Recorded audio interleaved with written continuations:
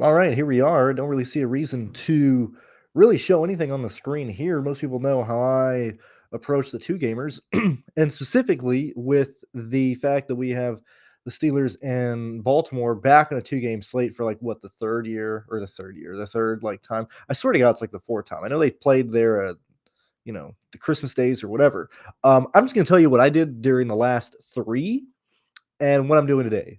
So the first two times the Ravens were on the slate, I was mainly focusing because I didn't like the single entry stuff mainly because it was still around like week 18, week 17, Christmas and whatever. And so what I did is I just played 100% uh, Lamar Jackson, 100% Derrick Henry the first 2 weeks. Okay, yet again it was fine. I think Jackson ended up being the second highest scoring quarterback on the first two slates that happened. Following that, during the last time they played on the two gamer, I ended up going 100% Burrow, 100% Henry, and 100% Chase. And that was the time where Jackson, scored his whatever he did, last time or whatever. What did he score the last time? He did 22. No, I think it was against Houston when he did the 29 because I didn't play week 18. Um, yeah, it was the 21, 29. Okay, whatever.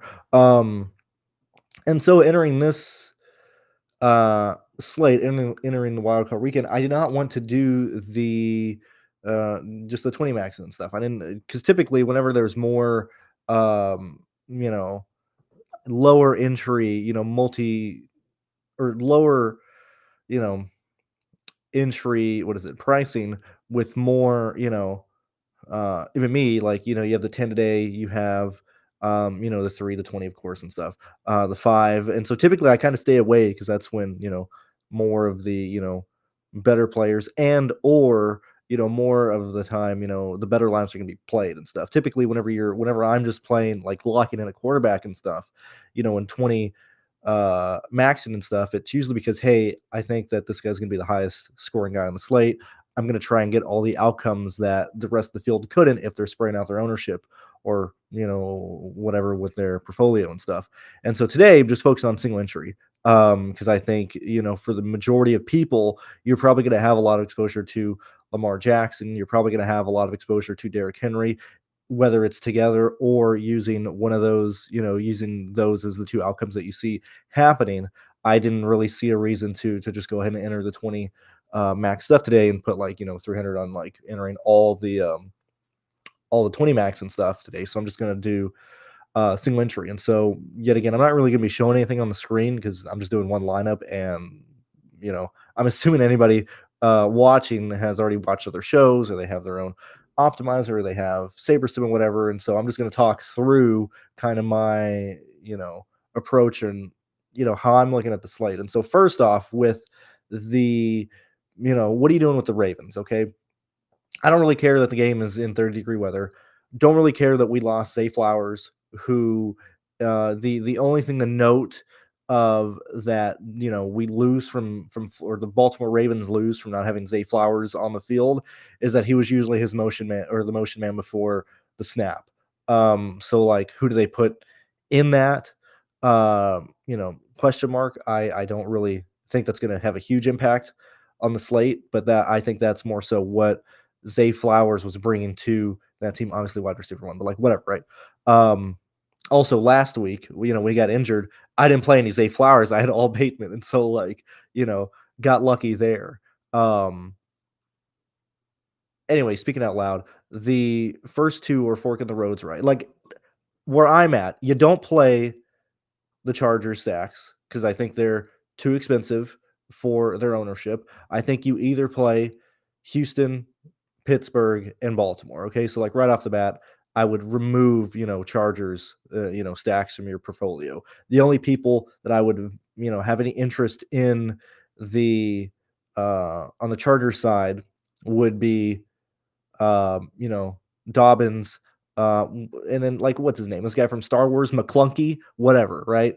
And possibly Quentin Johnson. But for the most part, I would probably not have a lot of exposure to the Chargers. I think Herbert is a pretty bad play on the slate. I think that's pretty uh, whether it's obvious or not, I think he's pretty bad. The upside is coming from either what Houston is able to do with their stacks because they're so cheap to get to, and or what the Steelers can do if the Pittsburgh and Baltimore game blows up. And so, like, entering the slate, I don't really see a reason to focus in on the Chargers, right?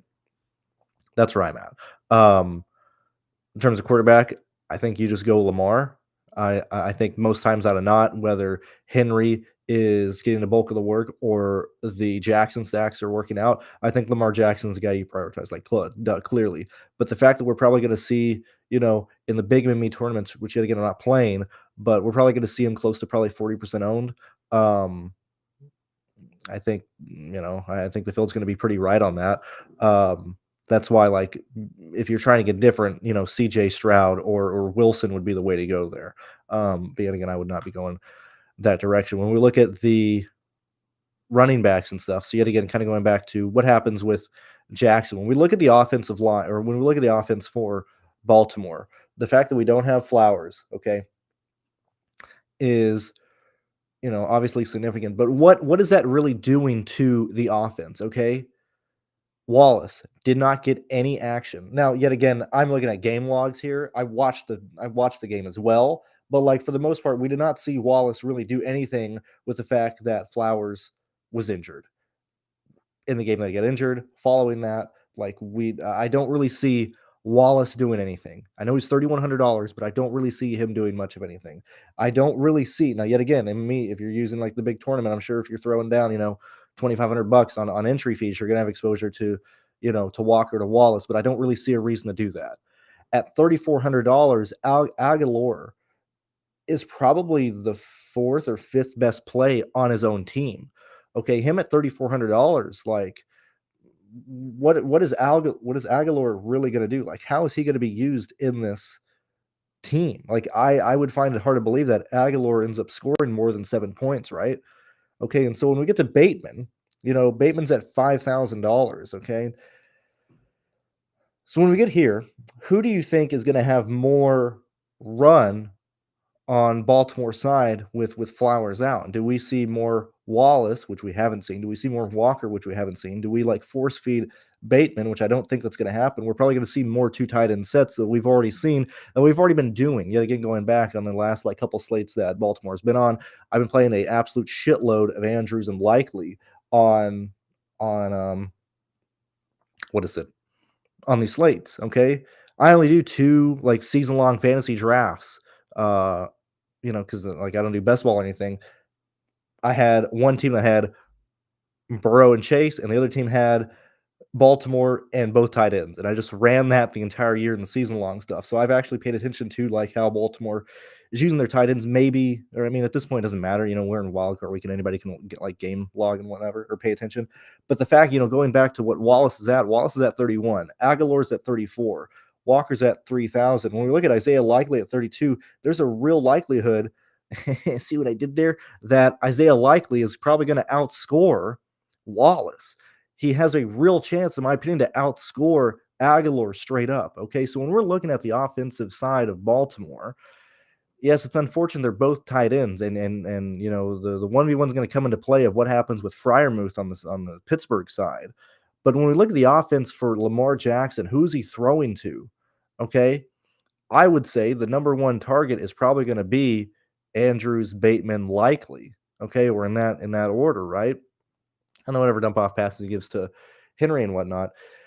And so, when I entered the slate, I was looking at it like, okay, what does Henry do to cancel out Lamar Jackson? What does Lamar Jackson and the Jackson stacks do to cancel out Henry? As I continue to go through and look at this, I think playing Lamar Jackson, Andrews, Likely together has a phenomenal start, has a phenomenal um, salary advantage. If we're looking for a value play, right? If we, whether you want to play Nico Collins or not, whether you want to play Henry or whatever, right? And we're already kind of dumpster diving. A lot of people are going to be throwing, value throws to like, oh my gosh, I got to play Robert Woods from Houston. Oh, I got to play Austin from Pittsburgh. I mean, Pickett's isn't even being used. When we look at how shitty Pittsburgh has been scoring lately, why Do I want to go to like these like really like questionable like Davis play for the Chargers at 33, Chark, DJ Chark at 3,100. Like just give me, the 8 points that likely is going to give me at 3,200, if not more. Real chance he scores a touchdown. You know, and in terms of now I even look at the odds, right? I mean, I guess we can go ahead and do that really fast, or I can do that on my end here. But when we look at like anytime touchdown props, for the Baltimore side of this, I would assume it probably goes receiving. That is, I would probably think that Andrews and Likely are probably the favorites, if not Bateman is in between. If I can find where the heck are the props for this? Let's see. Give me a second. Sorry. Where are we at, brother man? Brother man.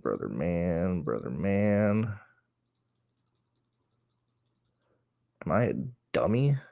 Touchdown scores. Here we are. All right, we look at anytime. Yeah, so it goes, in terms of receivers, Andrews, Bateman, Likely. Like, why bother with, Aguilar or any of these other idiots? And there's a real chance. I mean, like Bateman's at plus 155, Likely's at 256.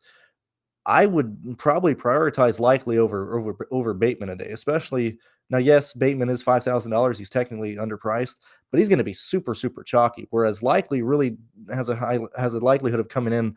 Whether it's or single entry, probably sub like 22%. I think that's like the first like real play of the slate is playing Likely as like your value play on the team that you're playing, right? Secondly, going on with that, when I was looking through this stuff, now the higher, I was gonna say likelihood, the higher teams that are projected to score well with Jackson don't have Henry because obviously those two are negatively correlated. Um, so my main 1v1 will be, do I want to try and force Henry into that?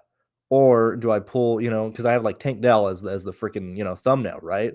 I love injuries, Do I not play Henry and then just like pray to every, God out there that Henry like snaps his ACL, right? As somebody who's going to be like 65% owned. That's what I have to determine between now and like the 3 hours before lock. But I think, regardless of that, I think Likely is probably the best value play on the slate. And, in terms of pick'ems or in terms of picks of what I would do, that's where I would go to get value. And that's, pretty much the 1v1 that I have to determine. Past that, now we can just kind of talk about, whatever plays, right? There's a real chance the wide receiver position today is a pretty low scoring position. Okay. Like who's actually carrying this position, right? We have McClunky and we have Nico Collins. Okay. Now, Nico did start getting work this last game, getting back in the rhythm, but like 7,800 for Nico Collins in a sense where he's probably going to score around 14 to probably 16 points. Clearly, ceiling whatever. Floor is probably 11 or so. If he's scoring, near his floor, there's a real chance he's going to get priced out. And you're probably going to either need Mixon, Dobbins, and or Henry, right?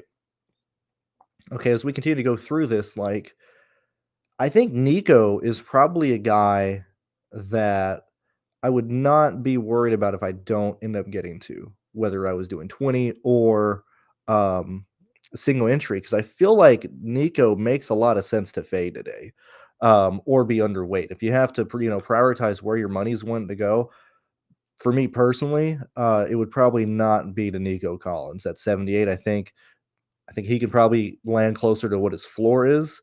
I think, McClunky from the Chargers has a chance to score very similar to him. Yet again, you have Bateman and stuff. But like I just think the wide receiver area is going to be pretty low scoring today. And so I don't think you're making a mistake if you're underweight on Collins, especially if you're paying up for Jackson, who's like a clear like when we look at these tiers of what these positions are scoring, right? Clearly it's Lamar, Herbert's probably going to score like 17, 18, if not lower. CJ is probably going to end up losing, even with Houston probably throwing a lot more, probably going to end up scoring like, and this is just me like throwing stuff out in my little noggin. But like, what is like CJ really going to score you? Like, straight up like game logging, game looking, like what is Stroud doing? We don't really need that $5,500 discount that you might need on other two game slates if there's more expensive guys. Like we don't, I don't think we need the CJ Stroud discount in price today. Russell Wilson, I mean, if I'm looking at a guy who like, to like play outside of Jackson, it would probably be Wilson. Okay, much higher ceiling than Stroud. Okay, in a game environment that's probably much more likely of him scoring well. Plus the 5,300, like I think the quarterbacks today are either Jackson or Wilson. Yet again, I think Jackson is probably the better play there. When we look at the running backs, you know, I don't think we need to really pay down at running back. Okay, like yeah, sure, if you're spreading stuff out, Justin Hill would make you know his way there. But if you like in most situations, if you're playing Justin Hill, it's because you're paying up for the people and you need a value play. I don't really think we need to do that. I think we can very easily get to Dobbins. We can very easily get to Mixon. Um, and I don't think Henry is going to absolutely kill you straight up on this slate. If we look back at his last games, it's taken him a long time to get to that, get to what his points have been. In the last three games, he started off extremely slow. And really, looking back at these last games, and yet again, it just could have been, he finally gets a break, um, has a run, able to get a goal line touchdown or whatever. But like last three games, at least last two, but last three, if I'm not mistaken, he has not had over 4 fantasy points at the end of the first quarter. And if you look at where he's been entering the half, he has been, really under. I'm pretty sure he's been under 8 or 11 points at the end of the half on the last 3 games. He's done He's done all his points in the second half of the game. Okay. So yet again, you put that with the Steelers who have already faced him, who know that they have to shut Henry down. Kind of going back to who's going to end up outscoring more, the Jackson stacks or the Henry stacks. I think Henry and Collins make the most sense of either being underweight to or yet again if you're doing single entry like as the two guys who makes the most sense to fade because you can get to Mixon who's cheaper, who probably has a similar upside to Henry straight up. Clearly Dobbins, like I don't want to play a two running back committee with Warren and Harris, regardless of what the outcome is. Like when we look at the running backs, the three guys you want to, or the three guys that are realistically going to be there, are Henry, Mixon, Dobbins. It's much easier to get to Mixon and Dobbins together. You're not having to sacrifice a lot of stuff. I think those two make way more sense than the other plays.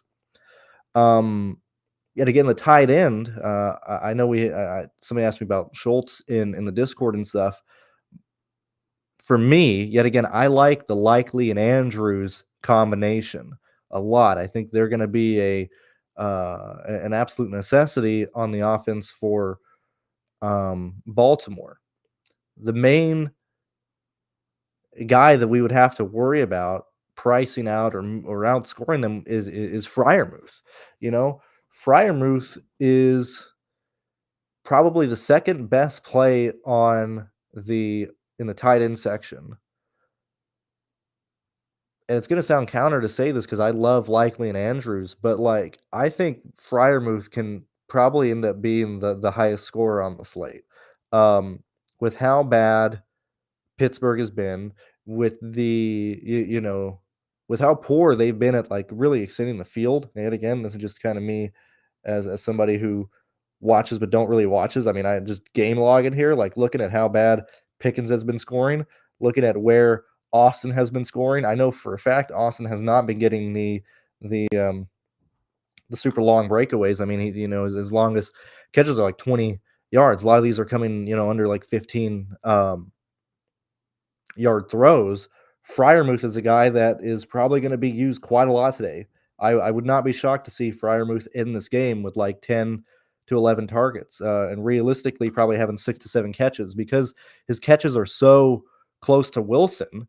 Because I mean, when we look at Fryermuth and his longest like throws, like I mean, he's right under 20. I mean, it's realistic that like Fryermuth gets 10, 11 targets, and he's going to end with 9 catches, 8 catches. Like that's 8 points right off the bat. Not even talking about whatever yards he's getting, not talking about whatever, if he gets his touchdown or whatever. Like Fryermuth is probably on the receiving side of this slate. If you include all the wide receivers and the tight end plays, he's probably the safest play on the slate.